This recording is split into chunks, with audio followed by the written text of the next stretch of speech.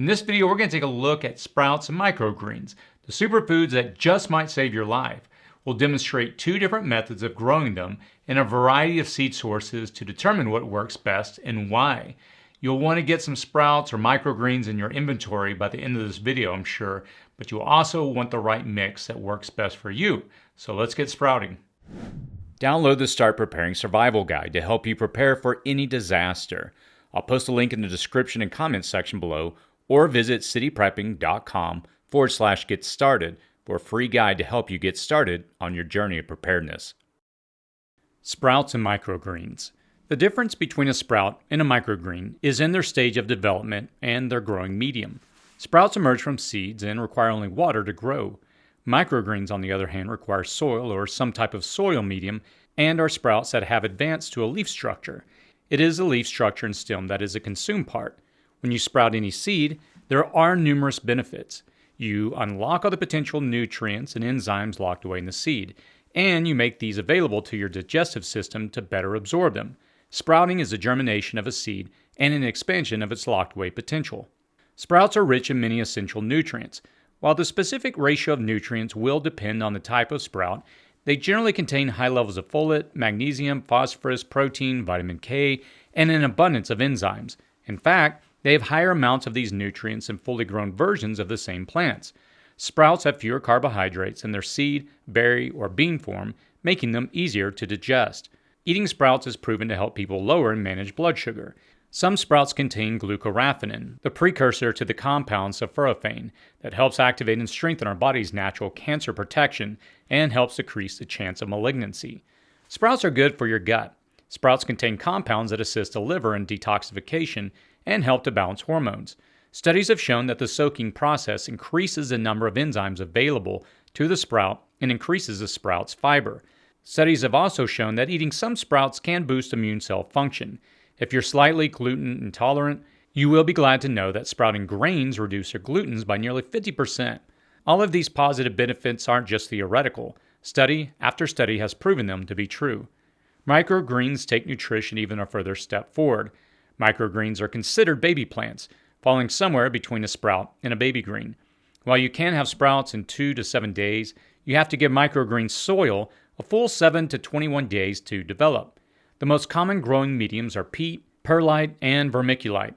Single-using growing mats produced specifically for growing microgreens are considered very sanitary. Microgreens are rich in polyphenols and antioxidants, up to 40% higher than their fully mature plant version.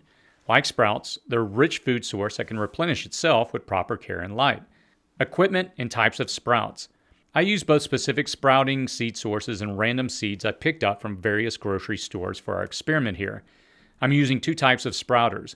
One is basically a screen lid for larger mason jars. I have a plastic version that allows me to tilt the jar at an angle and let the water run out, and I have some screen lids that screw onto the top. If you have a jar and any screen or gauze or another filter medium that can let the water drain and keep the seeds in, you will be able to sprout. I'm also using some trays where I will add paper towels and soil to cultivate sprouts into microgreens. I will tell you now that some of these sprouts were great and some were utterly duds. Any seed, grainberry, or bean can be sprouted, but you will have mixed results and rates of germination. Some of the seeds you buy at the store are irradiated to prevent them from ever germinating. Mustard seeds, for instance, are often irradiated. When you obtain seeds for the purpose of sprouting, buy organic, kosher, or seeds intended specifically for sprouting. You could also gather them yourselves from the wild, but avoid areas where pesticides may have been sprayed. Avoid genetically modified seeds, as these are sometimes modified not to sprout successive generations of plants. I'm going to try a wide range of seeds here. I have pinto beans, black beans, azuca beans, amaranth, green lentils, chia seeds, oat seeds, black sunflower seeds, and a spicy sprout mix, flaxseed, quinoa, and brown rice. Not all of these were a success for me, and I will tell you which ones were and which ones I would probably sprout again. There are hundreds of sprouts you can use. You can even sprout nuts. After all, a nut is a seed. You could start sprouting now and find a sprout that works well for you and your body processes well. The process. Whatever seed you choose, the process of sprouting is essentially the same.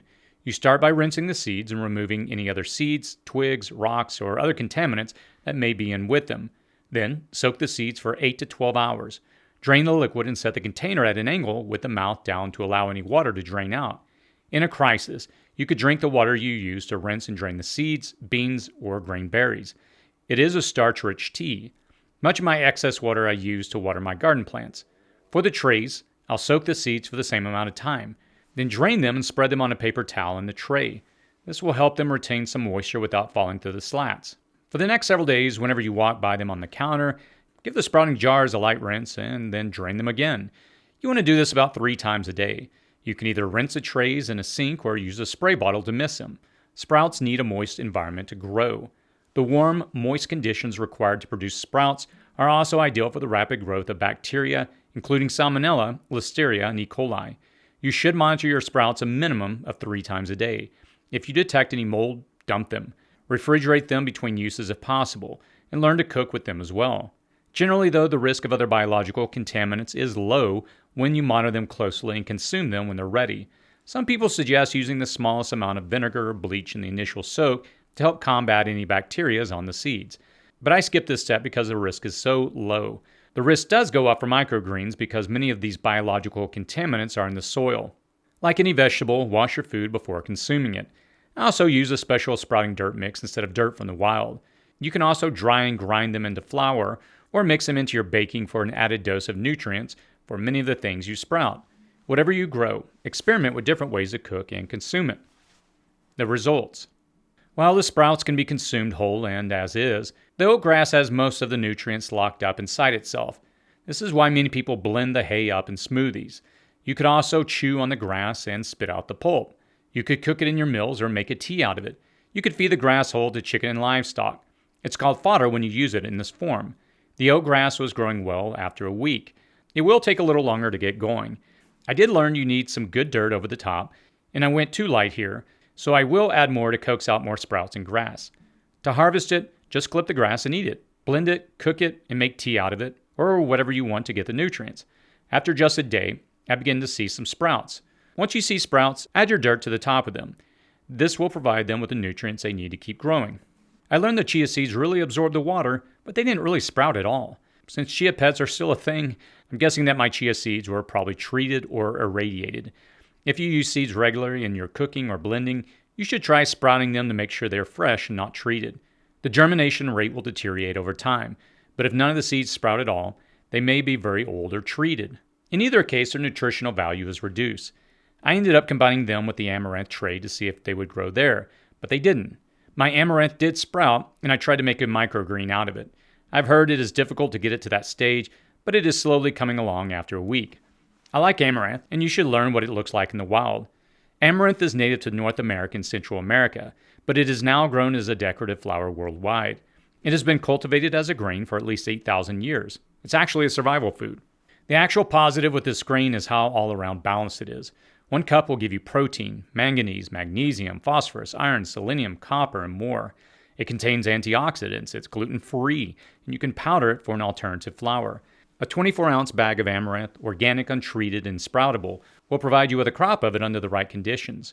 Pound for pound and beyond just a protein consideration, having some of this stored with preservation in mind would allow you to restart a culture to rival the Aztecs.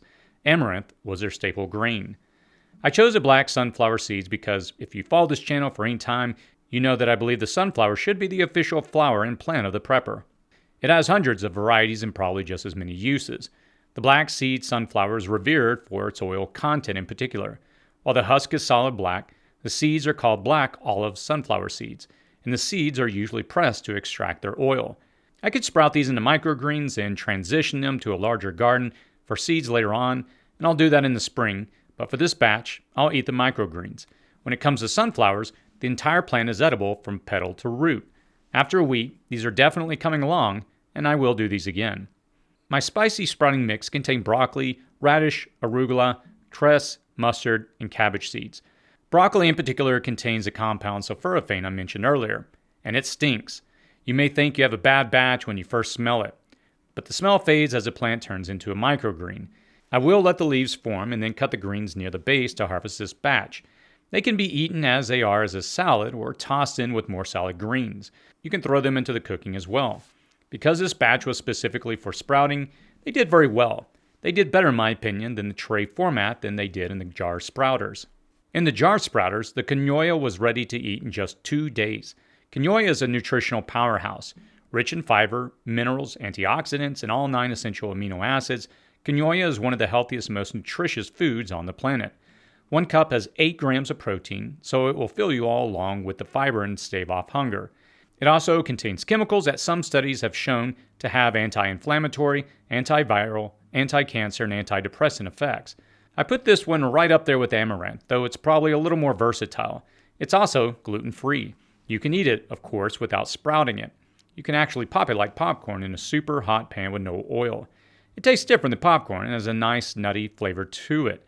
I would definitely sprout this once again, and I always make sure to have quinoa in my inventory. As for the bean, the pinto beans were the best. Sprouting the beans actually reduces their gas potential.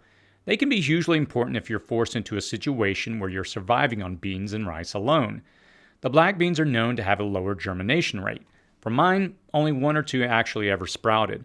I had picked up the Azuki beans at the Asian market over a year ago. Not a single one of them sprouted. Again, the germination rate will go down with age.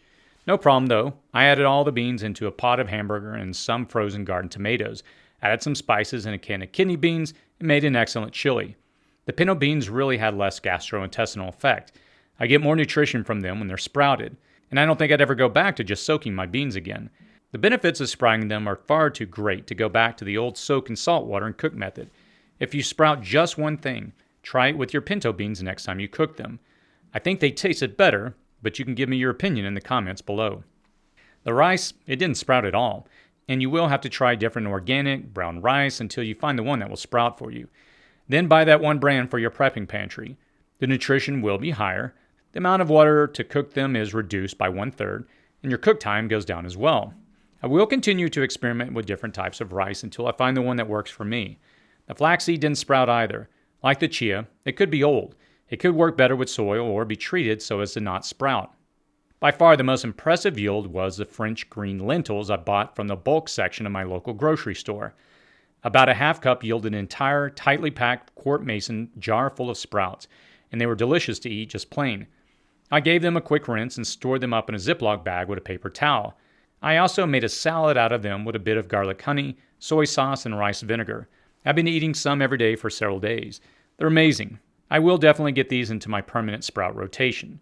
I'm also thinking about making a massive batch of them and freeze drying them to have some long term. They are nutritional powerhouses. They're super lightweight, and just 1 pound of them may only have 480 calories, but they will give you 100 grams of carbs and 40 grams of protein. They'll also have over 1,400 milligrams of vital potassium. That can get you through any disaster. To obtain a pound of sprouted lentils, you only need about a 1/4 cup of dried lentils. So 1 pound of dry lentils will give you pounds and pounds of sprouted lentils. Black, brown, French green, red, or yellow lentils. Get at least a pound of them in your inventory and practice sprouting them. Hopefully, I have inspired you to give sprouting a try and shared enough so you know how vital sprouting seeds can be to your nutrition and your survival. All you need is a suitable container and some water, even without light. The difference between processed and dried foods and fresh, nutritionally complex sprouts couldn't be more significant. Sprouts and microgreens can keep you healthy and well-fed through even the worst of disasters. It can take a paltry amount of food and amplify it into a larger harvest. Whether you are just eating them to get a little healthier food and better nutrition, or sprouting them to sow a crop and feed a community, sprouting is something you can easily do with very little space and zero light. A container and some sproutable seeds will take up almost no space in your bug out bag, but might be just what you need to survive a prolonged grid down situation. It's a portable garden that will provide you with a massive nutrition. What are you sprouting? What have you had the most success in sprouting? Let us know in the comments below. I try to read me in the comments and respond to them when I can, and that's typically within the first hour of releasing a video. The only way to be notified when I release new videos is if you subscribe to this channel. As always, please stay safe out there.